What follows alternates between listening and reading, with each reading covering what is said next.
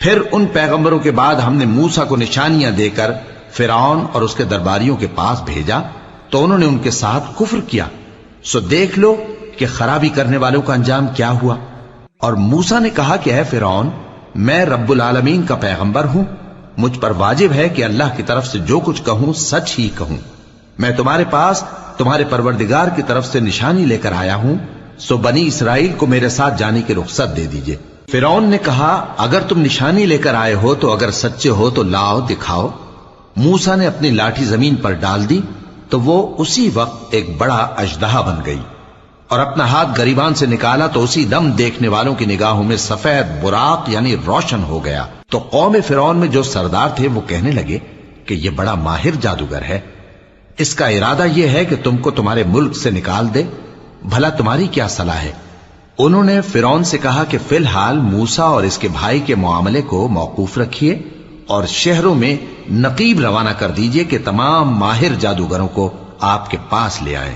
چنانچہ ایسا ہی کیا گیا، اور جادوگر فرعون کے پاس آ پہنچے اور کہنے لگے کہ اگر ہم جیت گئے تو ہمیں صلہ تو عطا کیجیے گا نا؟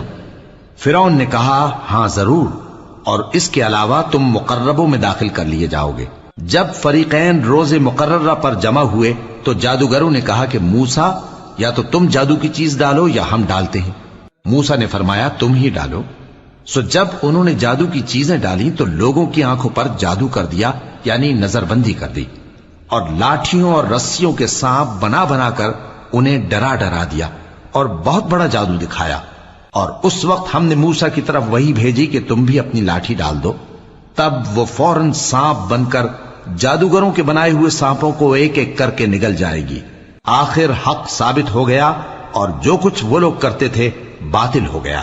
چنانچہ اس موقع پر وہ مغلوب ہو گئے اور ذلیل ہو کر رہ گئے، اور یہ کیفیت دیکھ کر جادوگر سجدے میں گر پڑے، کہنے لگے کہ ہم سب جہانوں کے پروردگار پر ایمان لائے، یعنی موسیٰ اور ہارون کے پروردگار پر۔ فرعون نے کہا پیشتر اس کے کہ میں تمہیں اجازت دوں تم اس پر ایمان لے آئے، بے شک یہ فریب ہے جو تم نے مل کر شہر میں کیا ہے تاکہ اہل شہر کو یہاں سے نکال دو، سو ان قریب اس کا نتیجہ معلوم کر لو گے۔ میں پہلے تو تمہارے ایک طرف کے ہاتھ اور دوسری طرف کے پاؤں کاٹ دوں گا، پھر تم سب کو سولی چڑھا دوں گا۔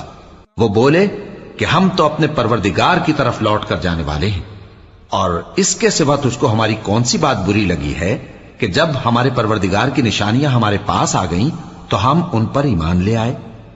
اے پروردگار، ہم پر صبر و استقامت کی دہانے کھول دے اور ہمیں فرمانبرداروں کی حالت میں وفات دیجیو۔